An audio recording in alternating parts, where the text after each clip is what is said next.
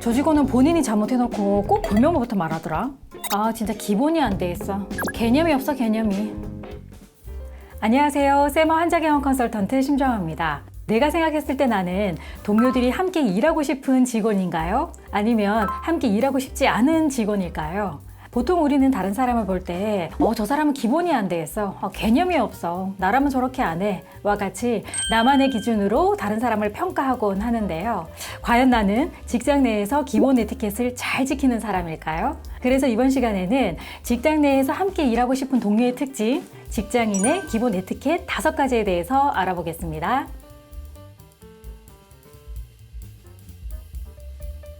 첫 번째, 보여지는 이미지 관리, 단정한 용모복장 에티켓. 메리비안 법칙에 의하면 이미지의 전달 요소는 시각적인 요소 55%, 청각적인 요소 38%, 언어적인 요소 7%로 구성되어 있고요.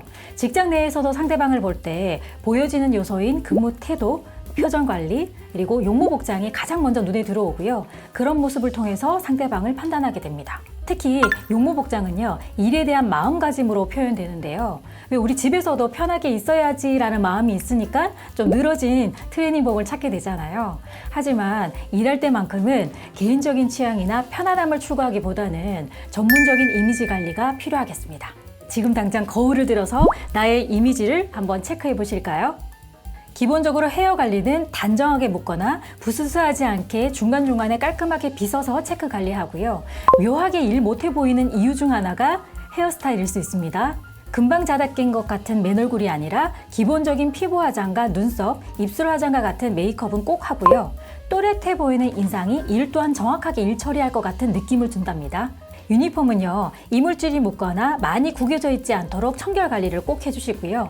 치료실이나 치과 체어에 누워있을 때 직원의 소매에 국물이 튄 자국이라든지 상의 주머니에 볼펜이 긁힌 흔적들을 봤을 때 눈살이 찌푸려지게 되고 실력 또한 없어 보이는 이미지로 비춰질 수 있지요. 그리고 이름표까지 착용해 준다면요, 보기만 해도 저 직원은 참 일 잘하겠네 라는 신뢰감을 줄 것입니다.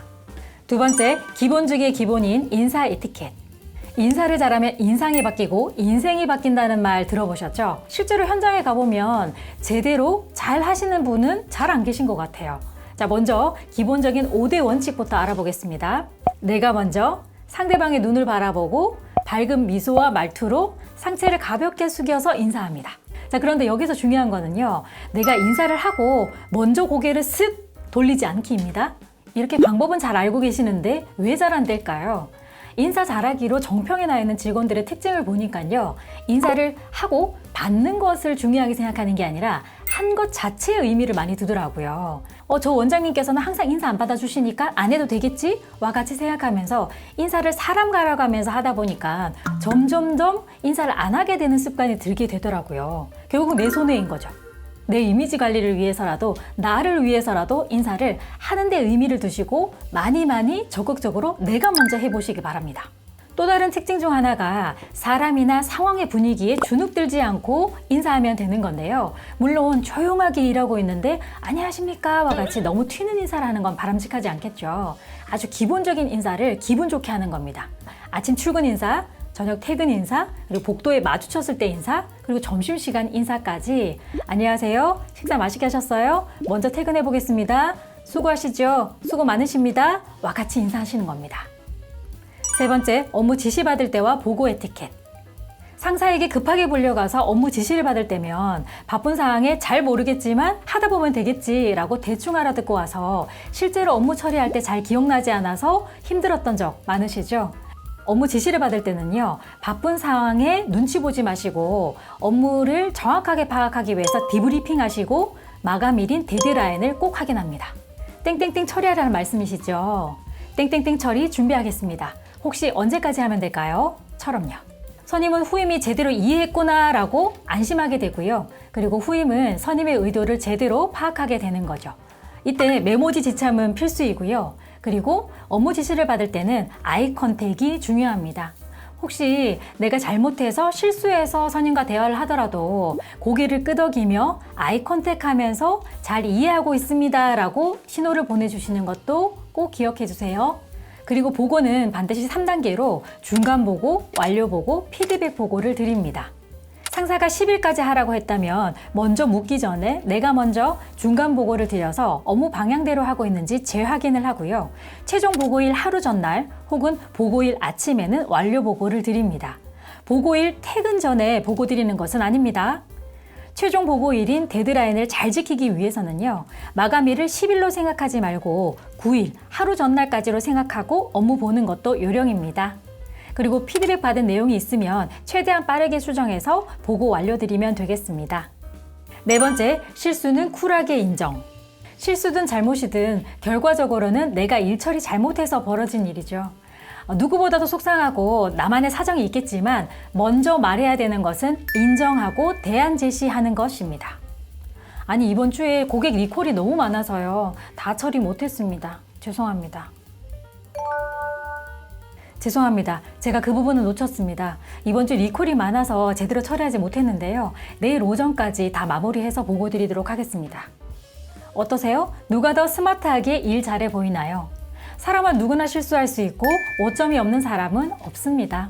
실수한다고 해서 일 못하는 사람이 되는 건 아니니까요. 쿨하게 인정하고 일이 제대로 되도록 처리해서 일로서 인정을 받으시기 바랍니다. 꼭 기억해 주세요.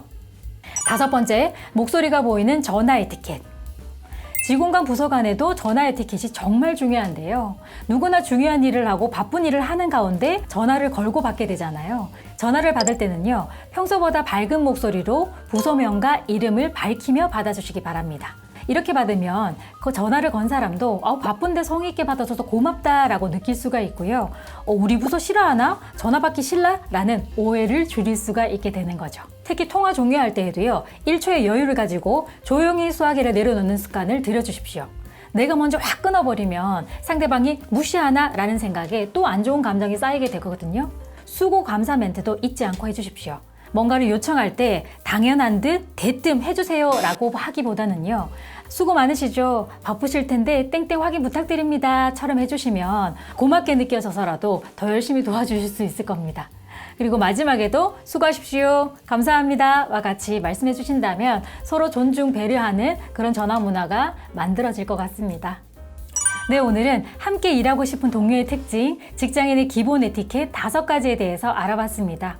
정말 기본적인 것들이었는데요. 매일같이 보는 사이다 보니까 놓치기 쉬운 것들이었죠. 아침 일찍 출근해서 저녁 늦게까지 하루 반나절 이상을 함께하는 우리 동료들. 아무도 안 지키는데 나 혼자 해서 뭐해?가 아니라 지키면 지킬수록 나의 가치와 이미지가 높아진다는 것을 생각하시고요. 나 자신 스스로에게 부끄럽지 않은 멋진 직장인이 되어주시기 바랍니다. 늘 말씀드리지만 나의 적극적인 표현은요. 상대방에게 선한 영향이 되고요. 또 그것은 감사 부메랑으로 돌아온다는 것, 덕분에 더 좋은 우리 직장의 문화가 만들어진다는 것 잊지 않으셨으면 좋겠습니다. 누굴 위해서 하는 것이 아니라 날 위해서 하는 것입니다. 오늘도 여러분들의 성장을 열렬히 응원하겠습니다. 감사합니다.